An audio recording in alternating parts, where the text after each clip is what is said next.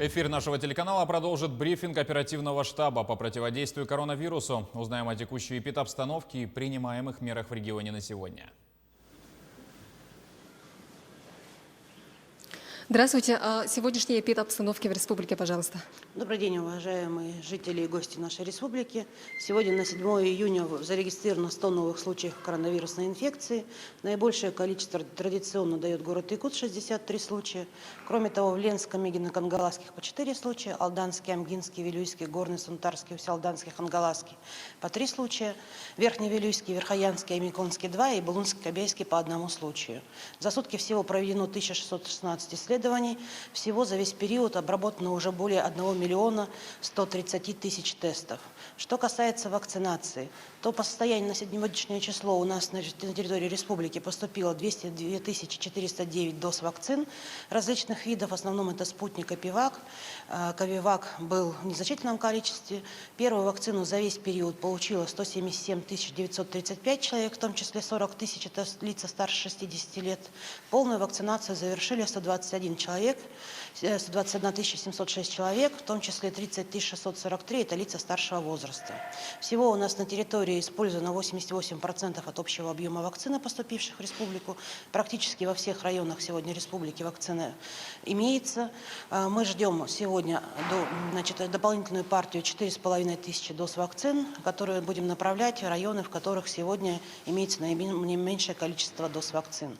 Что хотелось бы сказать по вакцинации. Очень часто возникают вопросы по, нужно ли, необходимо сдавать ИФА или ИХА исследования при первой дозе вакцинации. Однозначно можем сказать, что этого делать не следует, потому что ИФА определяет только коэффициент позитивности, который не дает состояние, не оценивает состояние вашего иммунитета. Он больше нужен для проверки коллективного иммунитета, для данных Роспотребнадзора, либо для того, чтобы понимать, какая стадия заболевания непосредственно для лечебного процесса. Еще раз повторю, он не оценивает состояние вашего иммунитета на той или иной период времени. Более правильнее сдавать именно ИФА после того, как вы завершили курс вакцинации через 21 день, для того, чтобы посмотреть иммунную напряженность вашего организма. Кроме того, также на сайты и различные средства массовой информации поступают вопросы о том, влияет ли вакцинация на репродуктивную функцию как женщин, так и мужчин. Можем достоверно ответить, потому что сегодня научные изыскания уже есть, проверки в этой части тоже проводились.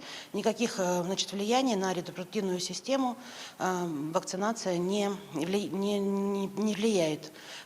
Помимо этого, также были вопросы о том, есть ли необходимость прививаться, если вы переболели ковидом, в том числе, если вы находитесь в нашем федеральном портале.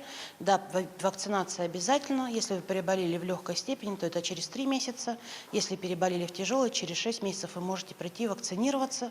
И также с хроническими заболеваниями, если они находятся в стадии обострения, также можно принимать вакцинацию. Я призываю всех жителей и гостей нашей республики приходить прививаться. Записаться вы можете как через госуслуги, так и непосредственно по договорам ваших предприятий. Предприятия сегодня готовы приглашать медицинских работников непосредственно на рабочее место. Если есть необходимость, какие-то разъяснительные вопросы, мы также готовы выходить с лекторием, с объяснениями, с ответами на вопросы. Пожалуйста, приглашайте. Всем здоровья. Спасибо. Это был брифинг оперативного штаба по противодействию коронавирусу. С последней информацией о текущей эпидобстановке. Далее продолжим эфир выпуском новостей. Коротко о главных темах. Мост обрушился на автодороге Амга-Анес в Амгинском районе Якутии. Организован временный объезд.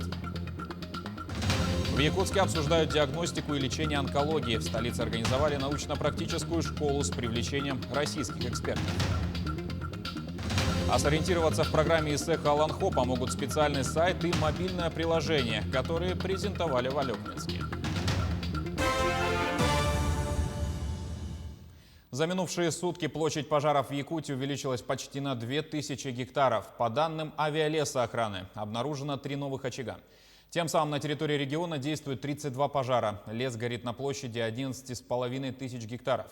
Ранее Минэкологии региона сообщала, что ведутся работы по тушению 22 лесных возгораний. Они действуют в 19 районах. Так, на территории Сунтарского и Кобяйского по 4 пожара, Нюрбинского 3, Вилюйского, Верхневилюйского и Тампонского по 2. А на территориях Ленского, Усть-Майского, Хангаласского, Алекминского и Нерюнгринского районов по 1 очагу. На тушение привлекали более 1500 человек и 200 единиц техники. На территории Нюрбинского района задействована аэромобильная группировка и вертолет МЧС России с водосливным устройством. За сутки произведено 34 сброса и слито 102 тонны воды. Также в Сунтарском районе с самолетом амфибии Б-200 слито 191 тонна воды. У каждого села, где действуют природные пожары, выставлены посты безопасности силами Республиканской пожарной охраны. На особом контроле ведомства находятся пожары близ сел Арангастах, Мар, в Нюрбинском районе и у села Тумул в Сунтарском районе. Стало известно о планах по распределению и работе пожарных, прибывающих из других регионов Дальнего Востока. Сегодня днем в аэропорту Якутска встретят десантников из Хабаровска. 60 человек, их направят в Верхневилюйский район. Также днем в аэропорт Мирного прибывают десантники пожарные из Владивостока в количестве 120 человек. Их уже направят в Нюрбинский район. Мост обрушился на автодороге Амга-Анес в Амгинском районе Якутии. Об этом сообщила местная администрация. Ночью на муниципальной автодороге обрушился мостовой переход Хакур на 74-м километре. Ранее он был признан аварийным, на месте ведутся работы, говорится в сообщении. Строительство нового моста вошло в план программы развития дорог Якутии на 2021 год. Сейчас организован временный объезд. Сообщение с наслегами сохранено. Порядка 500 000 тонн сена планируют заготовить аграрии в Якутии. Для выполнения нормативов в районах организованы специальные оперативные штабы. По информации Минсельхоза, на сенокос выйдут порядка 40 тысяч человек, сообщают и о возможных трудностях. В частности, в заготовке грубых и сочных кормов. Риск не справиться есть в Нюрбинском и Сунтарском районах. В первом план по орошению выполнен всего на 20%, помешать может и саранча. Обследование призимовавших кубышек, по данным Россельхозцентра, там достаточное количество саранчевых, которые тоже будут угрожать заготовке сена. Кроме того, там стоят пожары, и это тоже может затруднять заготовку сена. Ну, со стороны республики там действуют механизмы по заготовке сена мобильными бригадами. Ну, этот механизм все еще работает. Ну, и если будет надобность, то муниципалитеты заявятся, пока таких заявок нет. Ну, в штатном режиме работаем. Сориентироваться в программе из цеха Аланхо в Алекминском районе помогут специально разработанный для этого сайт и мобильное приложение. Там будет не только программа мероприятий и карта, но и истории города, района, необходимые номера служб, аптеки, магазины. Одной из первых работ у софта оценила наш корреспондент Елена Фаст. Важным событием в преддверии цеха Аланхо стала презентация сайта. Наша рабочая группа по рекламе и информированию разработали сайт цеха Аланхо, направленный для того, чтобы информировать все население, всю республику Саха-Якутия и, возможно, даже и за пределами, так как к нам тоже обращается с Российской Федерации и просит информацию по данному мероприятию республиканскому национальному празднику цеха Аланхо. Он многофункционален. Установив приложение на любой гаджет, гости и жители Алекминского района могут узнать всю информацию о событиях и районе. К примеру, я участник какого-нибудь конкурса и захожу, смотрю, там ссылки имеются, навигации, и прямо указано в положении конкурса, какие требования данному конкурсу, возрастные, что еще требуется, и разные рекомендации имеются. Контакты тоже указаны, электронная почта, куда они могут обратиться. Разработчик Нюргун Банчин создал систему, которая позволяет легко ориентироваться пользователю любого уровня. Для операционных систем Android, iOS, получается приложение как бы гид для гостей. Гиперссылка автоматически выбрасывает на приложение километр. Это километры. В начале прошлом году разрабатывали маршруты по Лене. Это мониторинг пассажирских перевозок. Еще одна разработка дополняет информативную часть. любой турист, да, любой приезжий, приезжающий к нам гость, он, зайдя на данный сайт, может узнать подробную информацию и об самом Алёкминском районе, о его достопримечательности, а также о самом мероприятии. А какой адрес сайта и как он называется? Адрес называется Project Alanho 2021. Project Tilda, потому что он выполнен на тильде, поэтому Project Tilda Alanho 2021. Те гости, которые предпочитают ориентироваться и узнать программу традиционно, получат буклеты, где также полно обозначена вся информация. Елена Фаст, Максим Копылов, Алёкминск. Морфологическая диагностика в онкологии. Научно-практическую школу под таким названием запустили в Якутске. Врачи онкодиспансера совместно с российскими коллегами будут обмениваться опытом по раннему диагностированию раковых клеток, микроскопическому исследованию опухолей и по проблемам цитологии. Проводят исследования по предопухолевым поражениям, выявляют метастазы и рецидивы. В год лаборанты совершают более 20 тысяч исследований. К сожалению, и в Республике Саха, и в нашей стране в целом доля запущенных раков может достигать до 50%. И поэтому, несомненно, наиболее актуально это своевременное выявление ранних предопухолевых процессов.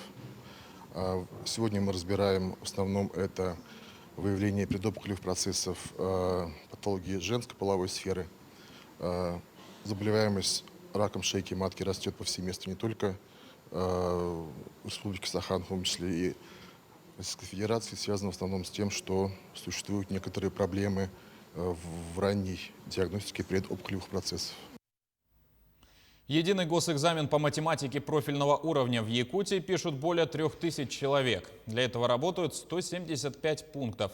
Из них более чем в 30 есть высокий риск срыва экзаменов из-за погодных условий и пожаров. Это Нюрбинский, Вилюйский, Верхневилюйский, Сунтарский и Мирнинский районы. Тем не менее, все пункты обеспечены запасными генераторами, по возможности интернет-связью. В случае отключения электроэнергии аудитории с видеонаблюдением в онлайн-режиме будут переведены на режим офлайн. Чемпионат по якутским прыжкам прошел на стадионе Туймада в столице. Ловкостью мерились почти 50 лучших спортсменов из 13 районов. Событие ответственное, так как победители поедут на игры Манчары, которые проходят раз в 4 года. За ходом соревнований наблюдал Алексей Лукьяненко.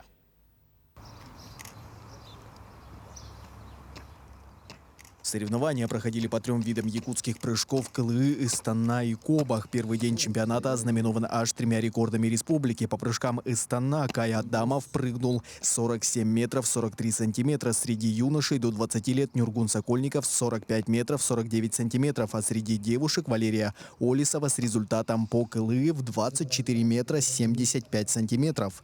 Данный чемпионат является хорошей подготовкой к 21-й спартакиаде по национальным видам спорта играм Манчары. Эти соревнования служат основной мотивацией к подготовке к играм Манчары, которые пройдут в селе Бердигостях с 6 по 11 июля. На этих соревнованиях выступают все лидеры по якутским прыжкам. Лидерами чемпионата стали среди женщин Валерия Олисова из Хангаласского улуса, среди мужчин ветеранов мастер спорта, многократный чемпион республики Виталий Васильев. А среди мужчин в течение 2 дней лидировал мастер спорта Кай Адамов из Горного улуса. Практически я с детства занимаюсь якутскими прыжками. И как перед игрой год, как целеустремленно тренируюсь. На соревнованиях начала участвовать 2 года назад. С прошлого года начались какие-то результаты. И вот планирую участвовать на играх Манчары. Чемпионат республики — это очень хороший старт, чтобы себя посмотреть, свои результаты, на что готов, что прибавить, что какие нюансы исправить. Невероятный рекорд в прыжках Кобах установил Андрей Васильев из Татинского улуса. Его результат составил 43 метра 16 сантиметров. Стоит отметить, что предыдущий рекорд принадлежал ему уже в 42 метра 35 сантиметров. Победители чемпионата награждены кубками, медалями и денежными сертификатами. Стоит отметить, что большинство спортсменов также примут участие в 21-й спартакиаде по национальным видам спорта играм Манчары. До самого ожидаемого спортивного события республики остался ровно месяц. Алексей Лукьяненко, Илья Сыромятников, Якутск. На этом программа подошла к концу. Спасибо за внимание и до встречи в эфире.